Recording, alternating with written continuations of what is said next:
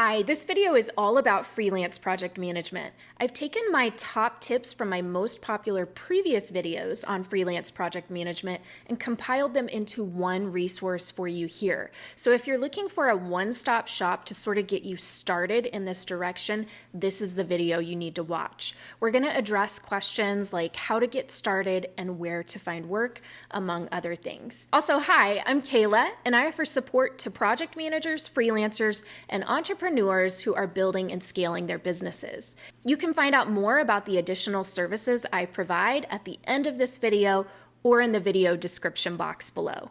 Enjoy! Now, I was recently interviewed for an article in Dice, and the article was called 5 Steps to Become a Freelance Project Manager. And it was really exciting to be featured in this article, interviewed, and talk about my experience as a freelance project manager. But one of the things that I learned through the process of creating this article is that there are over 128,000 open freelance project manager positions in the United States alone. That's a lot, right? So if you're asking the question, are there positions out there? The answer is yes. Now, please be understanding that not all of these jobs are going to look the same. They're not all the same hours. They're not all the same rates. They're not all, they're across the board in terms of all of this and the type of organization and the industries and this and that and the other. But there are absolutely jobs out there, and there is a need for freelance project managers. And when you think about it, it makes a lot of sense, right? Because projects by nature are temporary endeavors with a unique purpose. And we know there's a clear start and a clear end.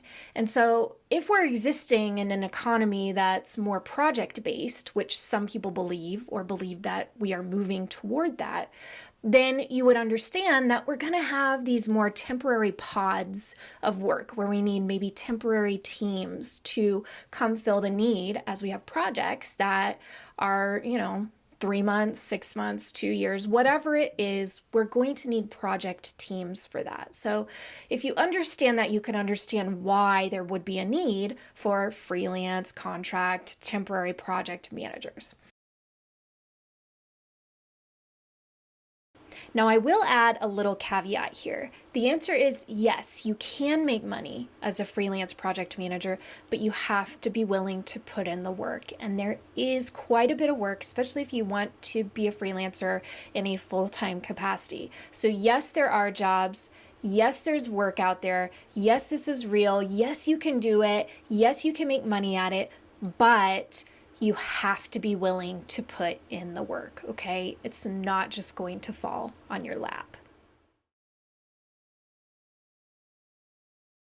The first step is really about discovering who you are, what kind of project manager you want to be, what your strengths are, where you can improve, and why someone would even want to hire you, okay? Because here's the deal. Here's the thing with project management. I think a lot of times people throw themselves out there. They're like, oh, I'm a project manager. I can help you. Like, I'm a project manager. Project management means different things to different people, depending on what type of company, what industry, what their role is. It's going to mean different things to different people. So you really need to figure out what it means to you first and what kind of work you want to ultimately capture before you can start putting together any further strategy around who your clients are and how to market yourself and how to ultimately go out there and capture that business. You need to figure out who you are, where your strengths lie, and what you want to do. So the way that we do this is really by asking questions, right? If this seems really basic and simple, it absolutely is. But it is a necessary step to get clear with yourself and have enough respect for yourself ultimately that you are investing in yourself in the right way and positioning yourself appropriately. The other thing we do at this step is we really figure out where could we improve? What sort of skills are we lacking that are needed in the market today in terms of project management specifically? So step number 1 is all about discovery. Now, where can you find work? How do you find work? A lot of us know about these freelancing platforms, right? Like Fiverr and Upwork and all of these other places where we can go to find work. And a lot of times that's the first place folks go to find their clients. My advice to you is for that to really be like your last option, if it's even an option. And the reason for that is because the return on your investment, the time that you're going to spend applying to positions on these platforms, creating, often we're creating like custom resumes or custom portfolios, we're pitching ourselves. And what happens is, unless you have an offer that is highly competitive, where you can really hit a rock bottom price, or unless you have an offer that is super specific, where it's like, I set up your Notion board to look just like this, and here's the rate that I charge for this, unless it's like a super specific and processed offering that you can be really competitive on price, it's very difficult to land those jobs. And the reason for that is because those platforms are becoming very competitive. You're competing with a lot of people all over the world, and many times there's someone who can offer just what you can for a better rate. And that's really what the folks who are on these freelancing platforms are making their decisions based on. Often it's based on price or rate. So if you're a freelance project manager who is looking for, work that is of a certain quality or caliber, or if you're looking for a rate that's kind of on the upper end of the spectrum, I would lean away from those platforms and focus on other avenues to find your clients. My tip is to create a portfolio for yourself as a project manager. And you may be looking at me like, Kayla, that's really difficult to do as a project manager because what we produce, the work we produce, is often not visual. Like, we can't take credit for the whole project. Like, how do we demonstrate what our impact on the project is? And I will say, yes, it does require some creative thinking. So I want you to get into that zone before we go any further. So typically we think of portfolios in professions like graphic design. We could put together a portfolio because it's a very visual career, right? It's very visual work. Or even like development. As a software developer, many software developers have portfolios of work. They could say, okay, I built this thing. And it's easier for them to show this is the work that I've done. As a project manager, it is a little trickier to do that, but it is certainly possible. And what I want you to do is I want you to think of yourself as an artist, okay? You are an artist, and your craft is project management. And we need to put together some sort of body of work, and we could be creative about that, that demonstrates your impact to project management, to your projects, your passion about project management. And the way you can do this, there's so many different ways we could do this, really. You could create a video. If you have video making skills, you could perhaps like piece together bits of projects that you've worked on, and they don't all have to be work related either. So think about that. We don't always have to think about this in terms of work that we've done because we know project management encompasses our lives. So what sort of projects have you also worked on in a personal capacity, volunteer, maybe even going back to school? Like if that's relevant, you could pull that in too. So creating a video would be a quick and easy thing to share with someone. I would recommend keeping it quick. Any of these things need to be digested easily in like 30 seconds, maybe 60 seconds tops. Another option would be if you have design skills, you could create like a one-pager that demonstrates, okay, these are the projects that I've worked on in the past. This was my impact. You could create something that's just like I say, a simple one-pager, easy for someone to digest.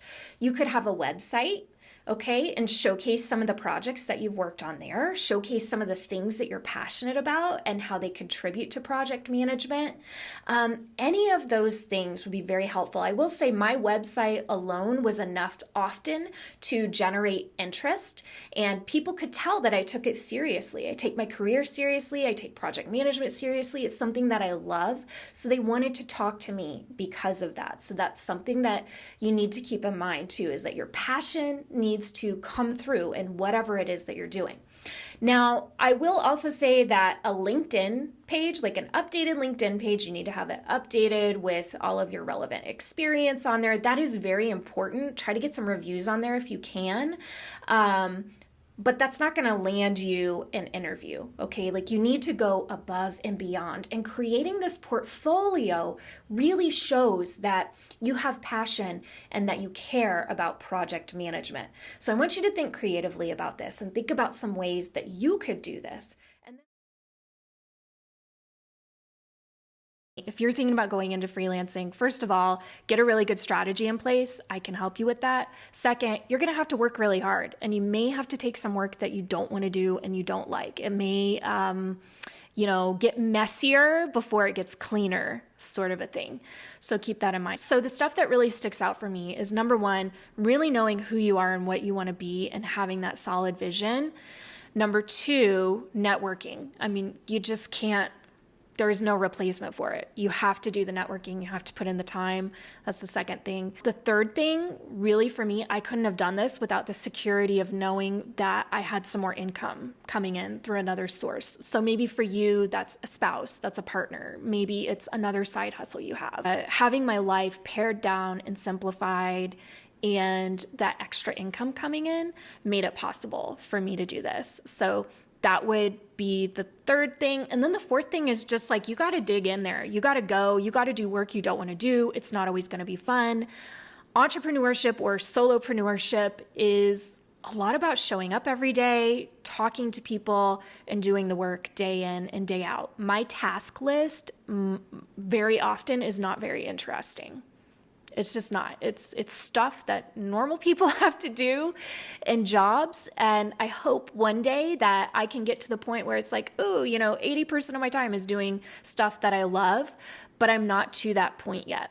Which actually brings me to another point, is that when you do jump into your freelancing or your solopreneur journey, people are going to have a lot of opinions about that, about what you should spend your money on and what you should spend your time on, and how you should market yourself. Like, people are going to have a lot of opinions. And I talk about this in my boot camp. I talk about this in my freelancer guide and in my freelancing videos. But you have to be really strategic, and you have to be able to ruthlessly prioritize your time and understand where you're at financially, where you're at time-wise, energy-wise, and put your time and energy and money into the things that are going to give you the best return. And in my case, that's largely been in finding clients, securing clients, and moving forward. So that means I haven't spent a lot of time and energy and money on branding or my website or all of these other things, which really are, for me, like future state items that I can focus on when I'm in a more like scalable business sort of a situation. Up until now, it's been a lot about building my network and building that client base and doing great work for my clients so that we maintain that relationship. It promotes referrals, right? I have the social proof. I know I'm really great at what I do, and that's really important to me. So that's where I focus a lot of my time and energy. If there were two of me, then I would be able to do some of that other stuff that sure, I would love to have and I would love to do, but I just haven't focused there for certain reasons. I'm hoping as I go into year 5, I can prioritize some of those things and build that into my budget. This whole thing is a journey. You'll see, starting from year 1, when it was really a side hustle for me, year 2, when I was working my butt off and, had multiple jobs happening and was just pouring my whole heart and soul into it. I was very tired, but I kept going. That was year 2 for me. And year 3, when things started to turn around, I became more strategic. I got better at networking. And year 4, I finally started landing those projects and the jobs that I wanted. It might happen quicker for you, okay? And that's why I'm sharing what I've learned. It might happen quicker for you. You may have a better strategy already in place, which if you do, I applaud you for that. But either way, I hope it helps you understand how this can build over time and how a business grows over time and how it just takes time. It just takes time for all of this to come together. Don't expect it for yourself right away. It just doesn't happen like that. Usually it doesn't happen like that, especially if it's just one person you're starting out on the side. All right, I hope that was helpful to you. I'm going to provide the links to the videos that I used to put together this video. Those will be in the description box below this video. If you need any additional help, stay tuned for information about my additional resources. Thanks for watching. See you next time. Bye. So hi, I'm Kayla, and I offer support to project managers, freelancers, and entrepreneurs who are building and scaling their businesses. So if you're looking for support beyond this channel, there are a few ways you can get that. First of all, please follow me on LinkedIn. I'm posting just about every Monday through Friday about entrepreneurship, freelancing, project management, leadership, all kinds of good stuff happening there. I'm going to provide the link below in the description where you can find me on LinkedIn. Also, if you are a project manager who is interested in getting into freelancing, but you need a little more help getting started, I invite you to take a look at my Freelance Project Manager guidebook. It's available on Gumroad and will help you through questions like how to identify your niche, how to set rates, how to find clients, where to find clients, and I'm going to link that below in the video description box.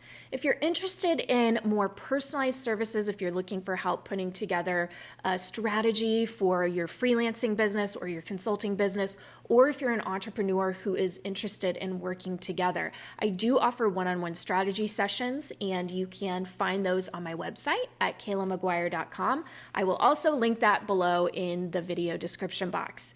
All right, I hope this video was helpful to you. Thanks for watching, and I'll see you next time. Bye.